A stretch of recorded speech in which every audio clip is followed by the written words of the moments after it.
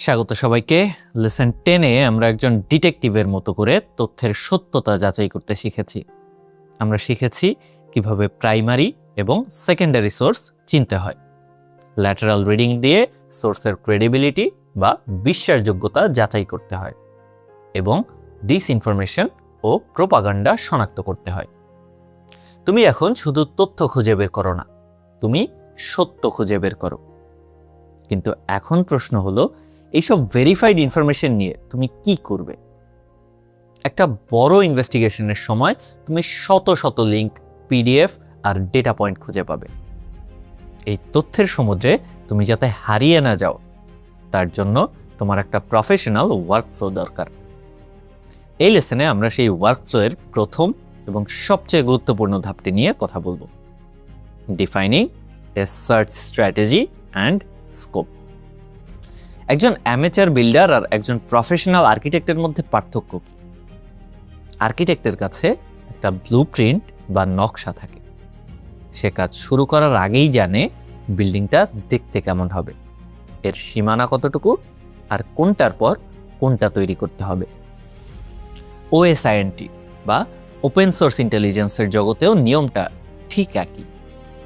Search বক্সে কোনো কিছু টাইপ করার আগে সেরা রিসার্চাররা তাদের ব্লুপ্রিন্ট তৈরি করে নেয়। এই ব্লুপ্রিন্টই হলো তোমার সার্চ স্ট্র্যাটেজি। একটা ভালো স্ট্র্যাটেজি তৈরি করার জন্য সার্চ শুরু করার আগে নিজেকে 4টা প্রশ্ন করো। 1. What is my core question? আমার মূল প্রশ্নটা ঠিক কি? তুমি আসলে কি জানতে চাও?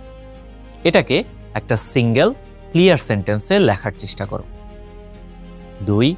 What does done look like? অর্থাৎ কাজটা শেষ হলে দেখতে কেমন হবে? তোমার ফাইনাল ডেলিভারেবল বা আউটপুট কি হবে? একটা রিপোর্ট, একটা ইমেইল, নাকি শুধু কয়েকটা লিঙ্ক? এটা আগে থেকেই ঠিক করে নেওয়াটা খুব জরুরি। 3. What are my boundaries? আমার কাজের সীমানা কতটুকু? এটা হলো তোমার স্কোপ। কোন সময়ের ডেটা তোমার দরকার, কোন ইন্ডাস্ট্রি বা লোকেশনের উপর তুমি ফোকাস করবে, আর কোন কোন বিষয় তুমি ইচ্ছে করে এড়িয়ে যাবে। এবং 4. What are my initial keywords and sources? আমার প্রাথমিক কিওয়ার্ড এবং সোর্সগুলো কি কি হতে পারে? মডিউল 1 এবং 2 এর জ্ঞান ব্যবহার করে তোমরা ইনভেস্টিগেশন শুরু করার জন্য কয়েকটা সম্ভাব্য কিওয়ার্ড এবং ওয়েবসাইটের একটা তালিকা তৈরি করো। চলো একটা বাস্তব উদাহরণ দেখি। ধরো তুমি এস ম্যানেজারের মতো একটা অ্যাকাউন্টিং সফটওয়্যার কোম্পানিতে প্রোডাক্ট ম্যানেজার।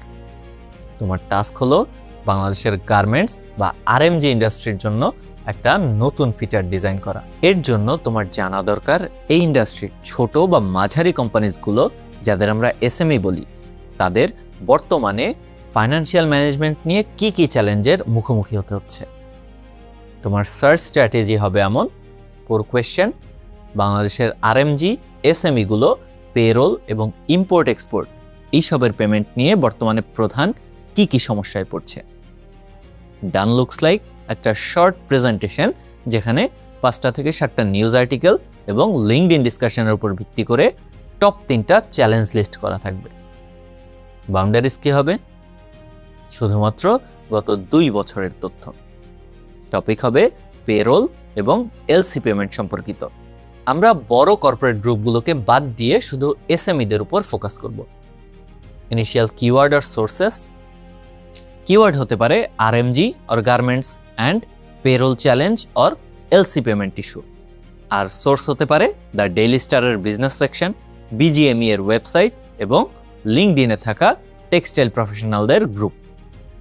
দেখো, এই 4টা প্রশ্নের উত্তর দেওয়ার মাধ্যমে তোমার পুরো ইনভেস্টিগেশনের একটা ক্লিয়ার রোডম্যাপ তৈরি হয়ে গেল। তুমি এখন আর অন্ধকারে ঢিল ছুটছ না। তুমি ঠিক জানো তোমাকে কি খুঁজতে হবে, কোথায় খুঁজতে হবে এবং কখন থামতে হবে। এটাই হলো একজন প্রফেশনালের অ্যাপ্রোচ। পরবর্তী ভিডিওতে আমরা শিখব এই স্ট্র্যাটেজি অনুযায়ী সার্চ করে যে রেজাল্টগুলো পাওয়া যায় সেগুলোকে কিভাবে সুশৃঙ্খলভাবে ম্যানেজ, আর্কাইভ এবং নোট টেকিং করতে হয়। এর জন্য আমরা জোটেরো এবং হান্সলির মতো শক্তিশালী টুল ব্যবহার করব। দেখা হচ্ছে পরবর্তী ভিডিওতে।